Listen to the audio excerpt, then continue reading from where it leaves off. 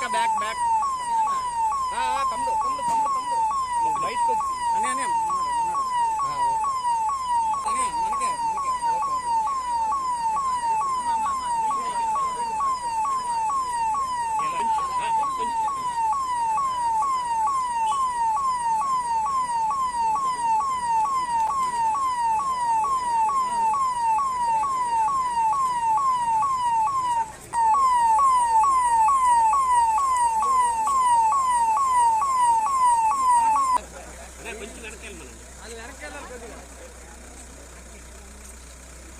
చూడండి అలా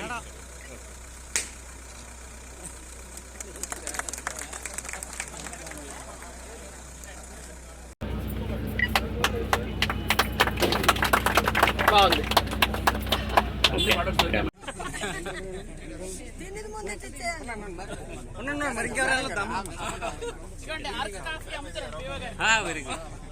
ముందు మీరు కొనాలి ఫస్ట్ బ్రాండ్ ఇదే కాబట్టి తీస్తే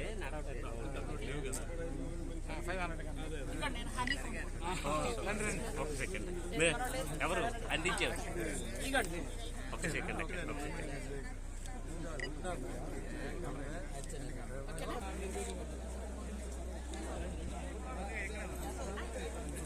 అందరూ బాగా చదువుకోవాలి. All the best.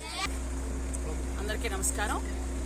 ఈరోజు గవర్నమెంట్ వచ్చినటువంటి 5 అంబులెన్స్ని మనం ప్రారంభించడం జరిగింది.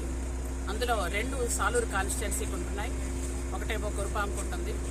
అలాగే సీతంపేట ఈ ఐటీడీఏ ప్రాంతాలన్నింటిలో కూడా మన జిల్లాకి ఒక 5 అంబులెన్స్లు వచ్చాయి. ఇవన్నీ కూడా పేద ప్రజలకి ఎక్కువ ఉపయోగపడాలని, పేద గిరిజనులు ఎక్కడ కూడా రవాణా సౌకర్యం లేకుండా ఇబ్బంది పడకూడదని గౌరవ ముఖ్యమంత్రి వర్యులు నారా చంద్రబాబు నాయుడు గారు గిరిజనుల మీద ఉన్నటువంటి అభివృద్ధికి, గిరిజనుల మీద ఉన్నటువంటి ప్రేమ అభిమానంతో వాళ్ళు అభివృద్ధి చెందాలి అని ఆకాంక్షతో ఇలాంటి కార్యక్రమాలన్నీ చేస్తున్నారు.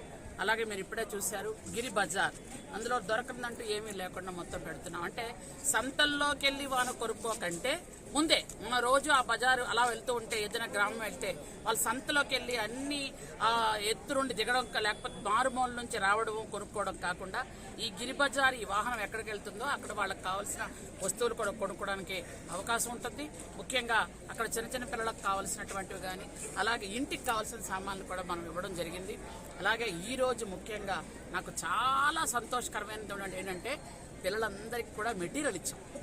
చదువుకునే పిల్లలకి అంటే చక్కగా వాళ్ళు చదువుకొని మంచి భవిష్యత్తుతో మంచి చక్కగా పాస్ అవ్వాలనే ఉద్దేశంతో 180 మందికి ప్రాజెక్ట్ ఇచ్చాము, ఇంకా ఇస్తాము.